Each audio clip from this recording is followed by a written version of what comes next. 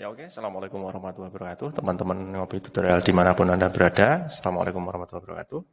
Ah, pada kesempatan kali ini kita akan merefleksikan pelatihan ya, seperti itu, merefleksikan pelatihan modul 2 tentang belajar semangat guru, tentang berpikir kritis dan penyelesaian masalah, seperti itu. Nah, oke, sebelum kita masuk ke materi refleksi, seperti itu,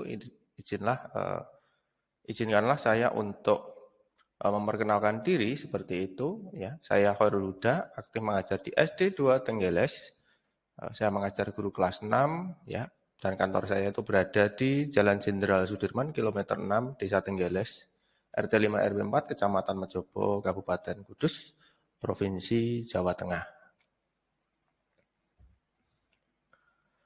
Nah, baik kawan-kawan, jadi untuk refleksi dari kegiatan ini ya, sebelum kita masuk ke refleksi, adapun tujuan pelatihan seri Semangat Guru ini adalah sebagai tindak lanjut saya dari tugas-tugas pelatihan mandiri di modul 2 tentang berpikir kritis dan penyelesaian masalah. Nah, dan juga nanti saya akan berbagi pengalaman setelah mengikuti webinar-webinar yang ada di Belajar Semangat Guru 2 ya. Seperti itu sehingga nanti mungkin bagi teman-teman yang melihat video ini bisa terinspirasi seperti itu. Terinspirasi untuk mengikuti pelatihan-pelatihan yang tentunya bisa menambah pengembangan diri kita seperti itu, untuk mengembangkan diri kita. Ya, oke kawan-kawan. Jadi refleksi yang pertama itu tentang apa saja hal yang baru yang saya pelajari di sini tentang berpikir kritis dan penyelesaian masalah. Ya. Di sini di webinar kali ini pada seri Semangat Guru 2 ini saya banyak menemukan hal yang baru. Ya, salah satunya saat beliau pemateri Bapak Andi Respati memaparkan mengenai materi tentang berpikir kritis dan penyelesaian masalah. Nah, di dalam webinar itu ada 3 tahap pengembangan berpikir kritis, diantaranya yang pertama adalah mencari bukti yang berupa fakta dan opini. Jadi harus kita bedakan satu case seperti itu, apakah berupa fakta atau hanya opini seperti itu. Nah, seperti yang dicontohkan pada LK sebelumnya, kita ditugasi untuk mencari sebuah artikel seperti itu. Kemudian di dalam artikel tersebut, ya kita harus bisa membedakan mana yang berupa fakta dan mana yang berupa opini seperti itu. Nah, jika kita sudah mengidentifikasi berapa fakta dan opini dengan berbagai macam cara, entah kita dengan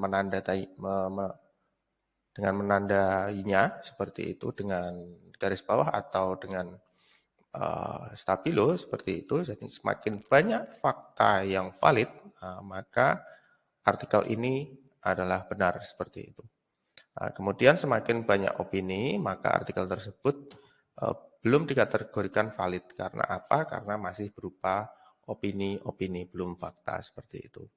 Nah, kemudian di langkah yang kedua, kita bisa bertanya sebanyak mungkin tentang artikel yang sedang kita baca seperti itu. Ya, bertanya kepada diri sendiri apakah artikel ini bisa dipertanggungjawabkan apa tidak. Kita mencari literasi-literasi yang lain yang mendukung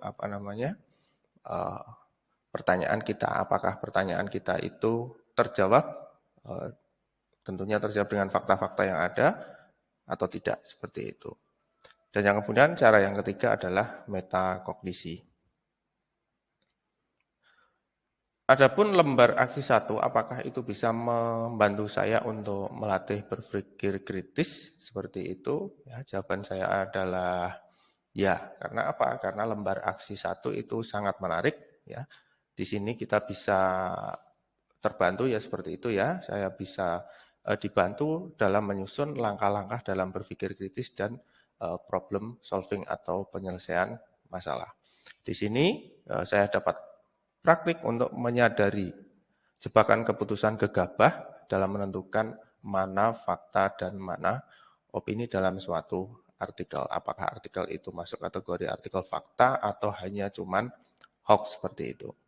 Nah, praktiknya itu kita bisa menerapkan beberapa langkah ya. Nah, kalau di pelatihan itu ada 3 langkah. Langkah yang pertama itu kita bisa mengidentifikasi fakta dan opini. Seperti yang saya katakan di awal tadi, kita ambil contoh satu artikel. Artikel itu kemudian kita identifikasi mana yang masuk kategori informasi fakta dan mana yang masuk kategori opini seperti itu. Kemudian langkah yang kedua adalah bertanya terus atau memunculkan pertanyaan-pertanyaan supaya terkoreksi seperti itu, terkonfirmasi pertanyaan-pertanyaan kita. Kalau banyak pertanyaan yang kita ajukan itu terjawab di situ dan didukung oleh data-data yang empiris dan valid, maka informasi yang kita dapatkan itu bisa kita kategorikan sebagai informasi yang benar seperti itu. Kemudian langkah ketiga adalah refleksi. Seperti kita refleksikan apakah benar apa tidak. Kemudian di pertanyaan yang ketiga, apa tips Anda untuk para pengajar ya dalam menerapkan berpikir kritis? Ya. Di sini pertanyaan ini sebenarnya merupakan tantangan tersendiri bagi saya pribadi ya sebagai pengajar di sekolah, terutama di sekolah dasar, tentang bagaimana menerapkan berpikir kritis, terutama nanti kalau saya terapkan ini di dalam kelas.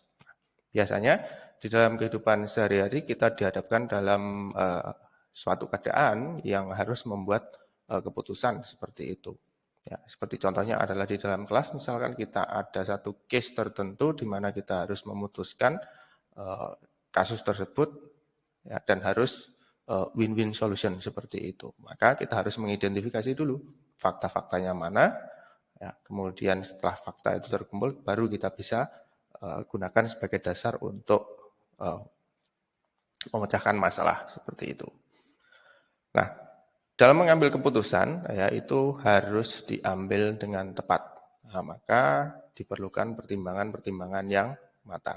Nah, dengan berpikir kritis kita bisa memperoleh satu kesimpulan bahwa kesimpulan atau keputusan yang tepat ya yang kita ambil adalah yang terbaik. Itu saja dari saya yang masih belajar tentunya ya. Semoga dapat membantu teman-teman guru di seluruh Indonesia.